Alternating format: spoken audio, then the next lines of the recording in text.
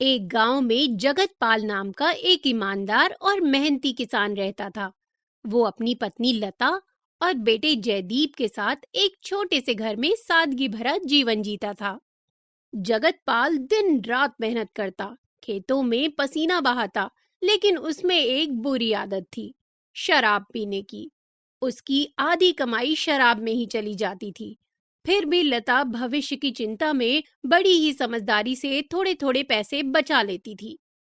एक दिन खेत से लौटते वक्त जगतपाल ने देखा कि एक अपाहिज आदमी धूप में तड़प रहा है। वो सड़क भी पार नहीं कर पा रहा था और लोग उसे अनदेखा कर रहे थे। कोई भी उसकी मदद नहीं कर रहा था।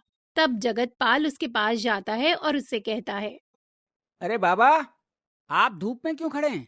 चलिए मैं आपको सड़क पार करवा देता हूँ। जगतपाल ने न सिर्फ उसकी मदद की, बल्कि उसे दवा के लिए कुछ पैसे भी दे दिए। लेकिन समय की चाल तेज थी।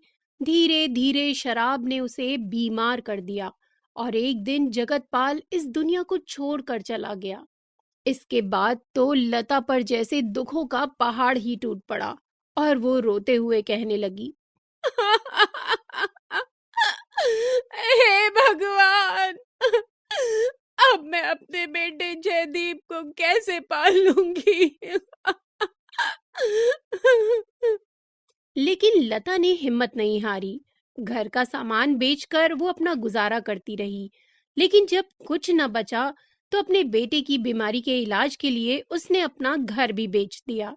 अब वो माँ बेटा जंगल में एक पेड़ के नीचे रहने लगे। एक दिन जयदीप को बहुत जोर से भूख लग रही थी।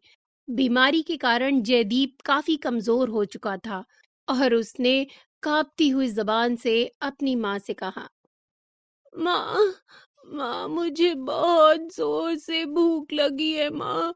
मुझे कुछ खाने को दे दो, कुछ दे दो माँ। तब लता ने उससे कहा, रुक जा बेटा, मैं कुछ खाने का उपाय करती हूँ तेरे लिए। वो खाना ढूंढने के लिए जंगल में घूमने लगी। तभी लता को एक बाबा लकड़ी पर लिट्टी सेकते दिख गए। बाबा, बाबा, मेरा बेटा बहुत भूखा है बाबा। क्या क्या मुझे एक लिट्टी दे सकते हैं? बेटी, एक क्यों? ये लो दो, एक अपने लिए भी रखो। ऐसे ही कुछ दिन बीत गए। फिर एक दिन बाबा ने उसे 4 लिट्टी देते हुए कहा, आज तुम दो खाओ और दो को जमीन में गाड़ दो और वहीं सो जाना। हाँ, लेकिन लेकिन ऐसा क्यों बाबा? आप आप ऐसा क्यों बोल रहे हैं? कल बताऊंगा। अब जैसा कहा है वैसा करो। लता ने वैसा ही किया जैसा बाबा ने उससे कहा था। जब वो सुबह उठी तो खुद को एक महल जैसे घर में पाया। सजे हुए बिस्तर, सोने चांदी के गहने और अनगिनत सामान। ये सब देखकर लता बहुत खुश हो गई और वो दौड़ती हुई बाबा के पास पहुंची। बाबा, बाबा, बाबा, आपकी जय हो बाबा। ये ये ये सब कैसे हुआ बाबा? ये सब कैसे हुआ? बेटी, तुम्हारे पति जगतपाल की परीक्षा लेने आया था। उसने बिना किसी स्वार्थ के मेरी मदद की थी। अब उसका फल तुम्हें मिला है। आज मेरा इस धरती पर आखिरी दिन है। याद रखो, जो निस्वार्थ दूसरों की मदद करते हैं, उनकी मदद खुद भगवान करते हैं। ये कहकर बाबा हवा में लीन हो गए और लता ने अपने बेटे के साथ एक नई और सम्मानजनक जिंदगी शुरू की। अब वो दोनों ही दिन रात लोगों की मदद करते थे। जितनी मदद वो करते जाते, उतनी ही सुख समृद्धि उनके पास बढ़ती जाती।